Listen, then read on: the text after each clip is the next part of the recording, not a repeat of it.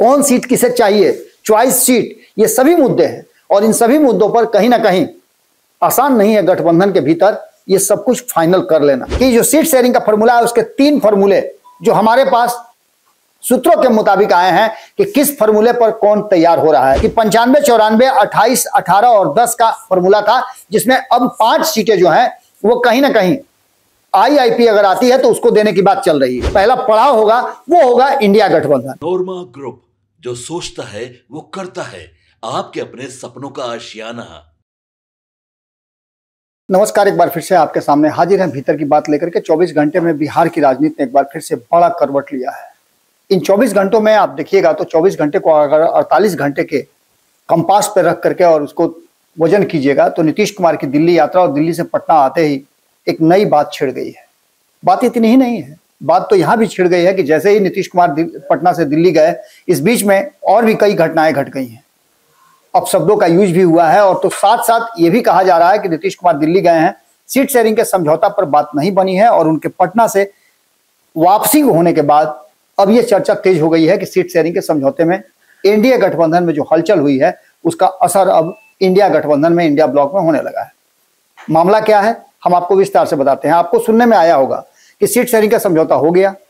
कई निजी अखबारों ने, निजी चैनलों ने, मीडिया में यह चर्चा खूब आम हो रही है कि सीट शेयरिंग के समझौते में किसे क्या मिली है। दोनों ही गठबंधन के सीट शेयरिंग के समझौते का एक खाका आपको दिया जा रहा है। आपको याद होगा कि पिछले ही 25 तारीख को हमने आपको एक आंकड़ा बताया था। हमने बताया था कि ये 3 फॉर्मूला है, इस फॉर्मूले के आधार पर सीट शेयरिंग का समझौता होगा। अगर नहीं होता है तो ऐसी स्थिति में गठबंधन का टूटना बिल्कुल तय मान के चलिए। क्या आपको लगता है कि 15 से 20 सीटों के बीच में चिराग पासवान मान जाएंगे? क्या आपको लगता है कि कांग्रेस जो इतना सब कुछ कर रही है, नाम बदनाम, राहुल गांधी की सभा में प्रधानमंत्री नरेंद्र मोदी की माताजी जो स्वर्गवासी हो गई हैं उनके बारे में अपशब्द का कहना, उसको लेकर के बिहार की राजनीति में उबाल आ जाना, लोगों का इस पर प्रतिक्रिया देना और सरासर जो राजनीतिक है, जिस तरह का लोकतांत्रिक प्रक्रिया है उसमें अब मुद्दे नहीं, व्यक्तिगत आरोप प्रत्यारोप का दौर शुरू हो गया है, ये कितना अच्छा है। इन सबके बीच में 2025 का चुनाव इतना ज्यादा टेंस हो गया है, इतना ज्यादा महत्वपूर्ण हो गया है, इतना लोगों को परेशान कर रहा है कि हर मर्यादा को तोड़ने और पार करने की कोशिश की जा रही है। इन सभी बातों को लेकर के एक बात तो साफ साफ नजर आ रही है कि कहीं ना कहीं जो परिस्थितियां बनी है वो साफ साफ इशारा कर रही है कि सीट शेयरिंग का समझौता जो कहा जा रहा है उसमें दम नहीं है। अगर ऐसा होगा तो आप ये मान के चलिए कि अगर जो सीट शेयरिंग का फॉर्मूला सामने रखा जा रहा है उस फॉर्मूले पर गठबंधन के टूटने और बिखरने का पूरा चांस बनता हुआ दिखाई दे रहा है। ऐसे में आखिर होगा क्या?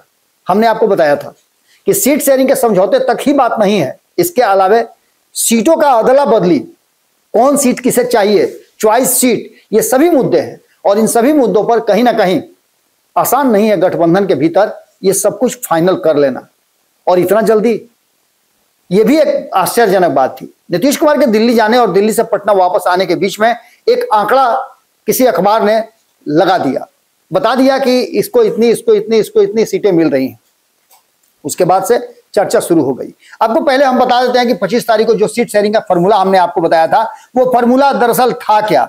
तो उस फॉर्मूले में हमने आपको बताया था कि क्या कुछ होने वाला है और क्या कुछ हो रहा है।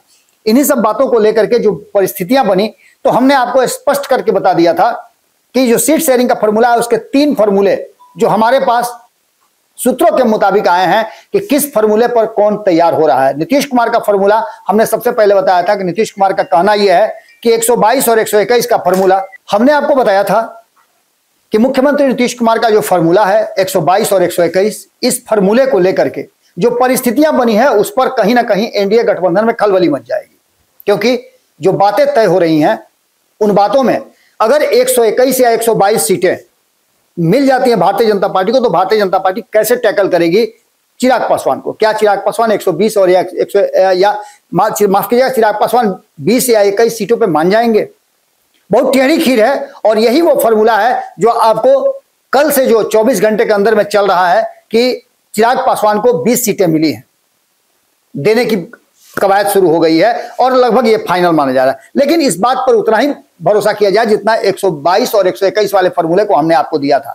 इसके अलावा नीतीश कुमार के हिस्से में अगर 121 सीट भी आती है, 120 सीट भी आती है या 122 सीट आती है, तो ऐसी स्थिति में 10-10 सीट क्या वो दे करके जीतन राम मांझी और उपेंद्र कुशवाहा को समझा लेंगे, ये भी एक बड़ी बात है।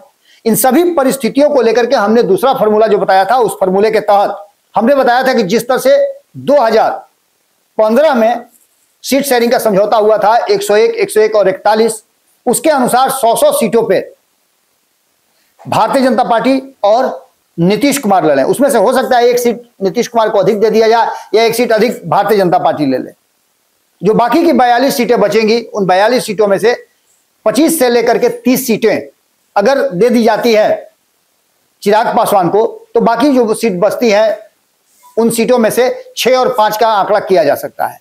ये सभी परिस्थितियां हमने आपको बताई थी। हमने ये भी आपको बताया था कि उससे भी बड़ी बात हो सकती है कि अगर कुछ नए लोगों को, जैसे आईपी गुप्ता, लगातार ये बात चल रही थी कि आईपी गुप्ता को भी एनडीए गठबंधन में लाया जा सकता है।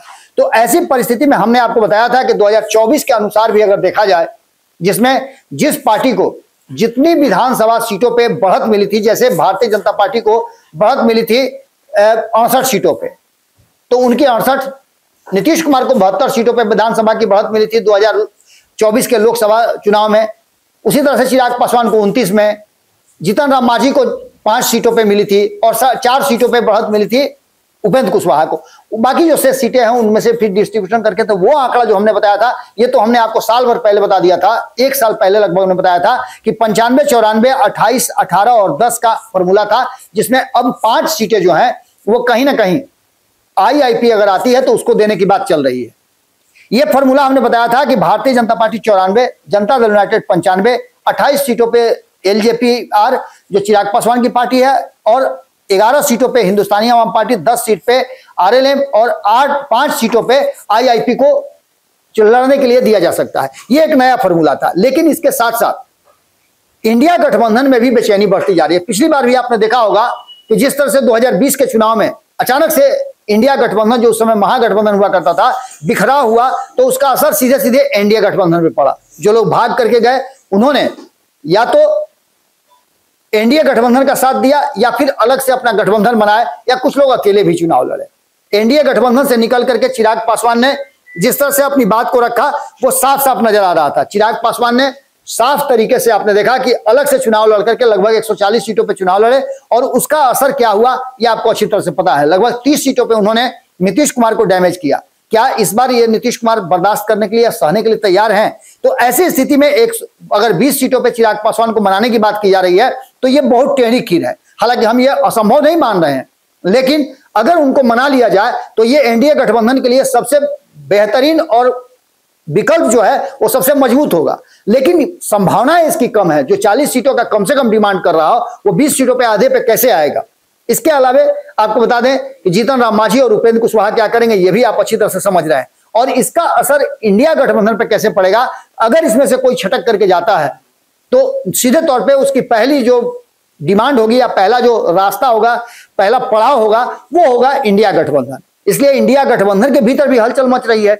अब इंडिया गठबंधन की बात अगर हम करें तो सीट शेयरिंग के समझौते में इंडिया गठबंधन की भी सीट शेयरिंग को लेकर के अब एक आंकड़ा नजर आ रहा है। आप देखिएगा खूब मीडिया में इसकी चर्चा हो रही है, राजनीतिक गलियारे में भी चर्चा हो रही है कि कहीं ना कहीं जो वर्तमान परिस्थिति बनी है उस परिस्थिति में एनडीए गठबंधन के बाद इंडिया गठबंधन में सीट शेयरिंग के समझौते में 122 सीटें जो है वो राष्ट्रीय जनता दल अपने पास रख रही है, जिसमें वो जेएमएम को भी और समाजवादी पार्टी को, दोनों को उसमें एडजस्ट करेगी, देगी या नहीं देगी वो उसका विवेक है, और दोनों के बीच में आपसी सामंजस्य तीनों के बीच में होगा। लेकिन 122 के बाद जो सीटें हैं उसमें से 65 सीटें बताई जा रही है कि कांग्रेस को दी जाएगी, 65 से 70 सीटें, जिसमें से 5 सीट इससे 10 सीट तक वो किसी और को दे सकते हैं, जिसमें आईआईपी नजर आ रहा है, जिसकी चर्चा खूब चल रही है कि आईआईपी को इंडिया गठबंधन में लाने की कोशिश चल रही है, और उसकी बातचीत भी कई स्टेज पर हो चुकी है। इसके अलावे लेफ्ट की पार्टियां हैं, तीनों पार्टियों को मिलाकर के 33 सीटों को देने की बात की जा रही है, 33 से 35 सीटें।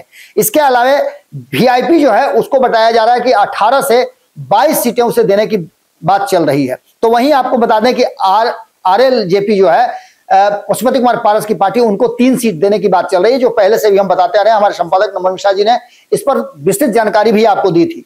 हमने कई बार सीट शेयरिंग का समझौता किया है, उससे कुछ अलग दिखाई नहीं दे रहा है, लेकिन एक बात इसमें साफ साफ नजर आ रहा है कि जो परिस्थितियां बनी है वो इशारा कर रही हैं कि कहीं ना कहीं इस बदली हुई परिस्थिति में एक बात तो साफ साफ नजर आ रहा है कि सीट शेयरिंग के समझौते जिस तरह से दिखाए जा रहे हैं, आंकड़ों की जिस तरह से बातें की जा रही हैं, वो साफ साफ दिखाई दे रहा है कि ये आंकड़े अगर होते हैं, अगर इसको करने में और इसको इंप्लीमेंट करने में एक दूसरे को समझा करके आपसी जो कहा जाता है मतभेद को भुला करके और चुनाव जीतने की प्रक्रिया से अगर लड़ी जाती है, एक आध दो सीटों का हेर फेर करके अगर एनडीए गठबंधन कर लेता है तो एनडीए गठबंधन का एज ऊपर होगा।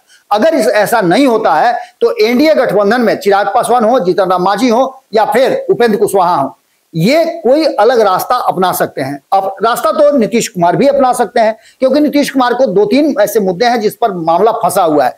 पहली बात तो यह कि नीतीश कुमार का डिमांड जो है वो 122 वाले फॉर्मूले पर ही टिके हुए हैं, और घुमा करके अगर आप देख लीजिए तो 121 122 वाला फॉर्मूला ही तय माना जा रहा है। क्योंकि अगर उस फॉर्मूले की बात कर लें जिस फॉर्मूले के तहत 101 102 सीटों की बात की जा रही है, तो बाकी की 40 सीटें बचती हैं, और 40 में से Nitish Kumar 122 seat, Bharatiya Janata party 121 seat, और ऐसे में बाकी जो 40 सीटें बचती है उसमें से 20 एलजेपी को और बाकी 10-10 दोनों को बांटा जा रहा है। ये वही फॉर्मूला है जो हम आपको 122 और 121 वाला बता रहे हैं। अगर इस फॉर्मूले पर नीतीश कुमार को मना लिया जाता है, नीतीश कुमार का यह फॉर्मूला तय हो जाता है, तब तो बहुत आसान होगा एनडीए गठबंधन के लिए चुनाव लड़ना। लेकिन संभावनाएं कम है कि चिराग पासवान 20 सीटों पे स्वीकार करे। अगर स्वीकार कर लेते हैं तो ये कहीं ना कहीं एक बात मान के चलिएगा कि आने वाले 2029 के चुनाव के लिए एक बड़ा ही एनडीए गठबंधन के लिए फायदेमंद सौदा हो सकता है। दूसरी तरफ इंडिया गठबंधन की जो बात हम कर रहे हैं कि कांग्रेस को हर हाल में इस बार उसके मुताबिक सीटें देना राष्ट्रीय जनता दल की मजबूरी हो जाएगी, और इस मजबूरी का फायदा यह होगा कि ये टक्कर जो है वो बहुत कांटे का हो जाएगा। सीटों को लेकर के, सीट सामंजस्य को लेकर के और डिमांड सीट को लेकर के भी दोनों गठबंधन में आपसी विवाद चल रहा है, द्वंद्व चल रहा है। इस द्वंद्व को भी सुलझाना बहुत जरूरी है।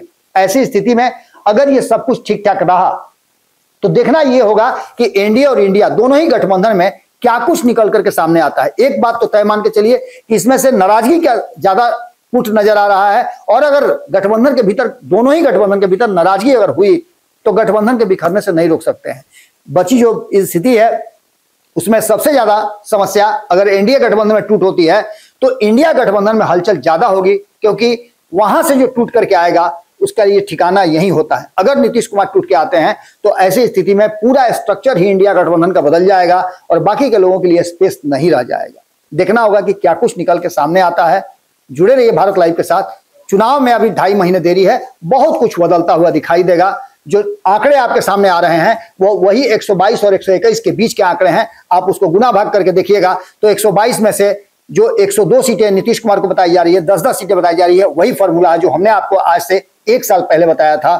चुनाव के तुरंत बाद हमने बताया था कि नीतीश कुमार अपनी शर्तों पर राजनीति करते हैं, और सीट शेयरिंग का समझौता तो वो खास करके बिहार का जब चुनाव हो तो अपनी ही शर्तों पर करते हैं।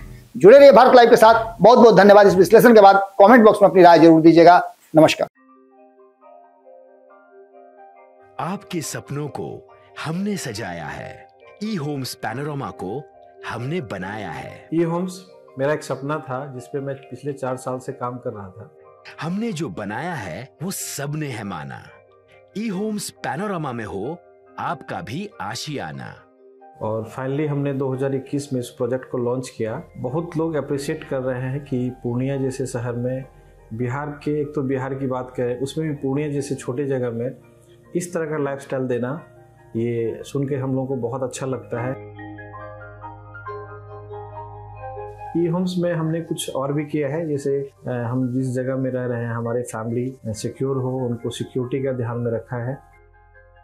आपकी सुविधा और सुरक्षा आपके लिए खास है, ये आपका विश्वास है। इसमें आर्टिफिशियल इंटेलिजेंस का 7 लेयर सिक्योरिटी का हमने इस्तेमाल किया है। लस ग्रीन कैंपस को बनाया है। यदि हमारा बाउंड्री वाल है तो वो वर्टिकल गार्डन है। ये जितनी भी फैसिलिटी होता है एक इंटरनेशनल टाउनशिप में ई होम्स है, ये हम लोग विश्वास नहीं कर पा रहे हैं। जो भी हमारे मित्र, दोस्त या जो भी हमारे बाहर के बाहर आते हैं तो हम लोगों को बहुत अच्छा सुनने को मिलता है और बहुत अच्छा क्रेडिट मिल रहा है। वो सारा हमने सिर्फ एक बिल्डिंग नहीं बनाया, हमें एक बहुत अच्छा लाइफस्टाइल दिया ई होम्स में, और मेरा एक सपना था जिसको मैं आज फुलफिल होते हुए देख रहा हूँ। ये आपका आवास है। ई होम्स पैनोरामा में अब आपका निवास है। E Homes Panorama, luxurious lifestyle redefined. Panorama group, जो सोचता है वो करता है। अगर ये वीडियो पसंद आई और वह बिहार के राजनीति और बिहारियत से सरोकार रखेनी तो सब्सक्राइब बटन दबा के चैनल के सब्सक्राइब कर ली। ओजे एगो घंटी बा, ओकरा बटन दबा देला से कुल सटीक और मारक खबर रुआ मुफ्त में मिल जाई। अगर रुआ पत्रकारिता के हमनी के नया प्रयोग में सहयोग कर चाहतानी तो ज्वाइन बटन दबा दी। पेटीएम नंबर नोट कर ली 9386816700।